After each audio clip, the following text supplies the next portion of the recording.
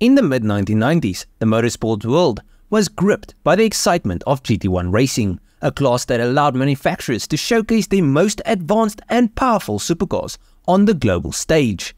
The GT1 category, part of the FIA GT Championship, was home to some of the most iconic cars of the era, including the McLaren F1 GTR, the Porsche 911 GT1, and the Mercedes-Benz CLK GTR. In this highly competitive environment, Lotus, a marque known for its lightweight and agile sports cars, decided to enter the fray with a car that would blend its philosophy of minimalism with the raw power needed to compete against the best in the world. The result was the Lotus Elise GT1, a car that would serve as both a racing machine and a road-going supercar. The project was a bold move for Lotus, a company that had traditionally focused on creating lightweight, nimble sports cars rather than high-powered endurance races. However, with the Elise GT1, Lotus sought to challenge the established order by combining its expertise in handling with the power and speed required for GT1 competition. The Lotus Elise GT1 was based on the lightweight and highly successful Elise platform, but with significant modifications to meet the demands of the racing category. The original Elise was known for its minimalist design and exceptional handling characteristics that were carried over to the GT1 version. However, the Elise GT1 featured a more aggressive aerodynamic package, including a larger rear wing, front splitter, and wider fender flares to accommodate the wider track and larger tires needed for racing. One of the most significant changes was the engine. You see, the standard Elise was powered by a modest 1800 inline-4 engine, but for the GT1, Lotus needed something much more potent. Initially, the Elise GT1 was fitted with a twin-turbocharged 3.5-litre V8 engine developed by Lotus themselves. This engine was capable of producing over 550 horsepower, a dramatic increase over the standard Elise. However, reliability issues with the Lotus V8 led the team to switch to a Chevrolet-sourced LT5 V8 engine, which was derived from the Corvette ZR1. This engine was known for its robustness and provided the necessary power to compete in the GT1 category. The Lotus Elise GT1 made its racing debut in the 1997 FIA GT Championship season, where it faced formidable competition from the likes of Porsche, McLaren and Mercedes-Benz. Despite the car's promising design and Lotus's reputation for creating agile, well-balanced machines, the Elise GT1 struggled on track. The switch to the Chevrolet V8 provided more reliability, but the car was still plagued by mechanical issues and a lack of outright speed compared to its rivals.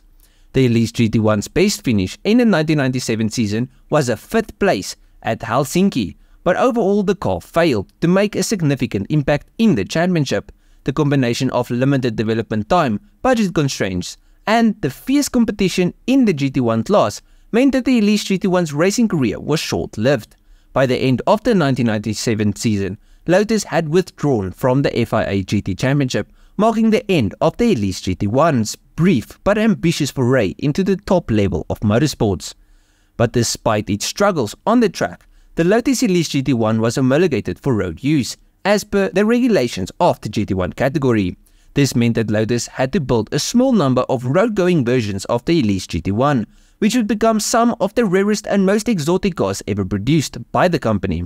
And when I say rare, I mean it. Lotus only ever produced one Elise GT1 road car, so this thing is proper rare.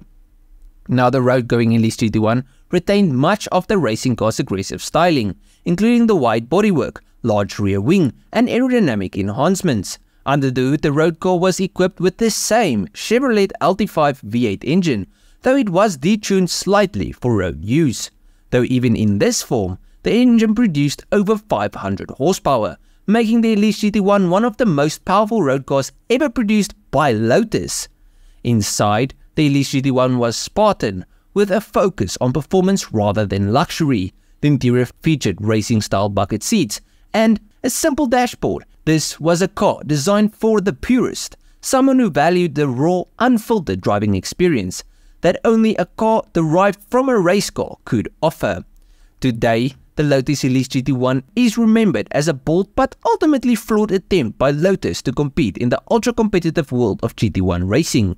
While the car may not have achieved the success on the track that Lotus had hoped for, it remains a fascinating chapter in the company's history and a testament to the brand's willingness to push the boundaries of what is possible. In the end, the Lotus Elise GT1 stands as a symbol of Lotus's racing heritage and its commitment to innovation and performance, even in the face of overwhelming challenges.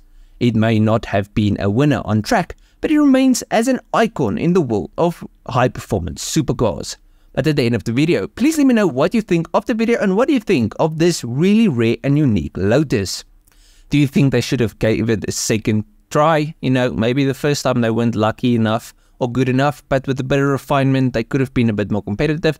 Or do you think it was a smart decision for them to quit after the first year in competition? Let me know down below. If you guys enjoyed this video, please have a like and subscribe to the channel, and if you guys did like it, you'll most like most of my other stuff. So just go through my channel, see if there's something else I like. I'll check you guys in the next one. Cheers,